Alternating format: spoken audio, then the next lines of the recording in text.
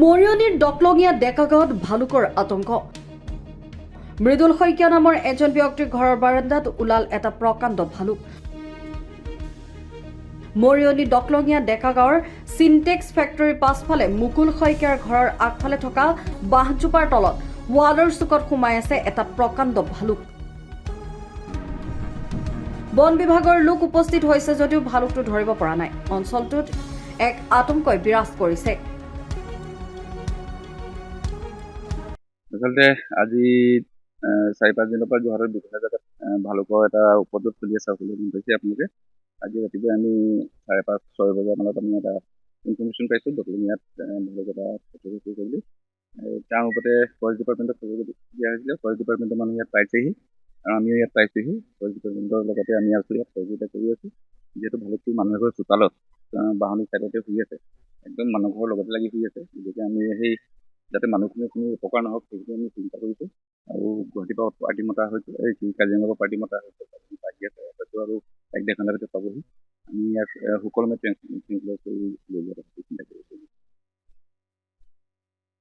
নহয়, একচুৱেলি কি হয়, দেৰগাঁৱটো আৰু ৰংদৈটো দুটা বেলেগ হয়। সেইটো আমি প্ৰুভ পাইছোঁ। যিহেতু দেৰগাঁৱৰ পৰা আকৌ ৰংদৈলৈ আহিব নোৱাৰে, বহুত এটা হিউজ ডিষ্টেঞ্চ হয়। যিটো ফুটপ্ৰিণ্টত আমি পাইছোঁ। আৰু যেতিয়া আমি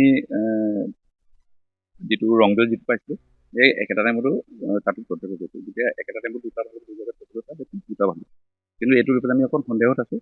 আৰু এতিয়া এইটো ডিষ্টেঞ্চ ৰংদৈৰ পৰা ইয়ালৈকে যথেষ্ট এটা ডিষ্টেঞ্চ হৈছে। তথাপি এইটো আমি আলোচনা কৰি আছোঁ। আলোচনাটো গম পোৱা যাব যে এইটো ভালুক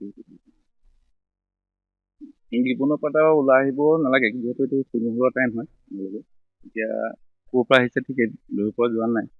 যদি ইয়াত ফুটমাৰ্ক পাব পাৰে, এনেকুৱা কোনো এটা জেগা নাই যে আমি কোনফালে গৈছে তাক ট্ৰেক কৰিব পৰা যাব। গতিকে ট্ৰেক কৰিব পৰা হোৱা নাই। এতিয়া আলোচনা কৰা হওক, কাৰোবাৰ পৰা যদি কিবা ইনফৰমেশ্যন আহে ডেফিনেটলি আমি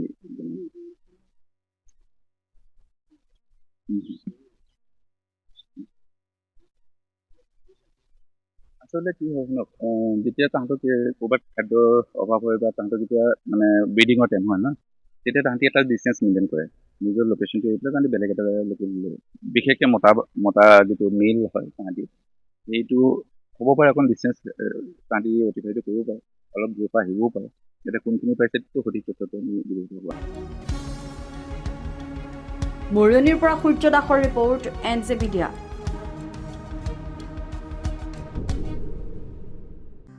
আপুনি আপোনাৰ ব্যৱসায়ৰ প্ৰচাৰৰ বাবে চিন্তা কৰিছে নেকি?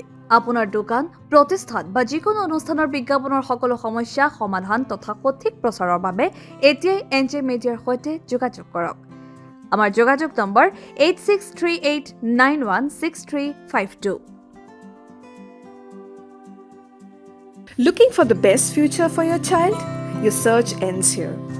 Offering 10+2 in science, arts and commerce, we don't just educate, we shape futures. Welcome to Shamford Futuristic School, Jorhat, where excellence meets innovation and every child is prepared for tomorrow. Ranked #1 school in Jorhat and proudly placed 10th across Assam, this institution has been honored by EduConnect In with an ECI rating of 4.11, placing it in the elite category. So why wait? Stop pondering and take action, because your children deserves nothing but the best. Call now at 99544 88337 or 86382 44073.